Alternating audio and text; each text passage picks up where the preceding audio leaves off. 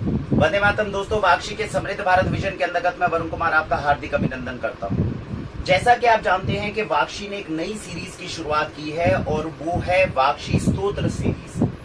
आप जानते हैं कि जब भी हम पूजा करते हैं, जब भी अर्चना करते हैं, तो हमेशा हमारा लक्ष्य होता है कि ईश्वर के जिस रूप की हम आराधना कर रहे हैं उनका सानिध्य हमें प्राप्त हो। तो जब हम पूजा करते हैं, अर्चना करते हैं, धीरे धीरे करते हुए भारतीय संस्कृति का हनन हुआ। पहले संस्कृत के हर एक शब्द का अर्थ हमें पता होता था, लेकिन आज जब आप जाते हैं, अगर शिव आराधना करते हैं तो शिव चालीसा करते हैं, लेकिन उसके मंत्रों के अंदर क्या उनका भाव है, क्या उनका अर्थ है, इसका ज्ञान हमें नहीं होता। हम अगर माँ भगवती की नवरात्रों में पूजा करते हैं तो संस्कृत में कुछ पढ़ते हैं, तो पढ़ते जाते हैं, रट्टा मारते हैं, लेकिन उनके अर्थों का हमें ज्ञान नहीं होता। इसीलिए वाक्षी ने नई सीरीज का शुरुआत करी है, जो है वाक्षी स्तोत्र सीरीज, जिसमें हमारे देवी देवताओं के जितने भी प्रसिद्ध स्तोत्र हैं जो संस्कृत भाषा में लिखे गए हैं, उनके अर्थ को हम जानने का प्रयत्न करेंगे। स्तोत्र को किस प्रकार गाया जाता है, क्या उसकी लय होनी चाहिए, उसका हम आपको ज्ञान कराने का वो कोशिश करेंगे।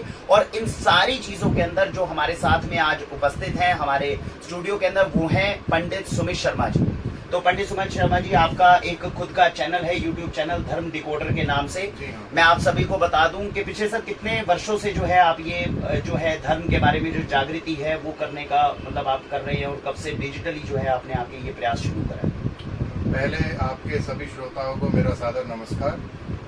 वरुण जी, लगभग 2012 से हम धर्म के क्षेत्र में जागृति लाने के लिए मुख्य उद्देश्य हमारा यही है, जो आपने अभी कहा अभी, कि अगर संस्कृत को बचाना है तो संस्कृत को बचाना उसका एक मुख्य अंग है। बिल्कुल, जैसा कि हमारा सारा वैदिक, पौराणिक और शास्त्रीय साहित्य संस्कृत में उपलब्ध है, तो उस संस्कृत को आज वर्तमान में जानने वाले लगभग 2% लोग भी विश्व में नहीं है। बिल्कुल, स्त्रोत हो, ग्रंथ हो, तो वो उसका अभ्यास वो रट लेते हैं, केवल शब्दों का अनुगमन कर लेते हैं, लेकिन उनके भाव समझना, उनकी लय को, उनके ताल को, उनके छंद को पकड़ना बड़ा कठिन होता जा रहा है। तो आपके इस प्रयास की हम सराहना करेंगे कि आपने इस प्रकार की एक श्रृंखला प्रारंभ करने का सोचा है, और इसमें हम यथासंभव प्रयास भी करेंगे आपका साथ देने का।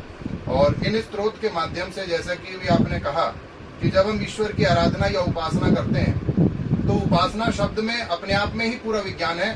उप आसन मतलब ईश्वर के निकट जाना, उप माने निकट और आसन माने वहां जाकर स्थिर होना। तो जब तक हम स्त्रोत को या श्लोक को या मंत्र के भाव को पूरी तरीके से अंगीकार नहीं कर पाते, तब तक हम उस भाव को अनुसंधान नहीं कर सकते, और उसके साथ अपने मन की शक्ति को हम बलवती नहीं कर सकते। तो इसमें आपका प्रयास सराहनीय है, और इसमें हम जितना भी हो सकेगा अपनी तरफ से सहयोग प्रदान करेंगे।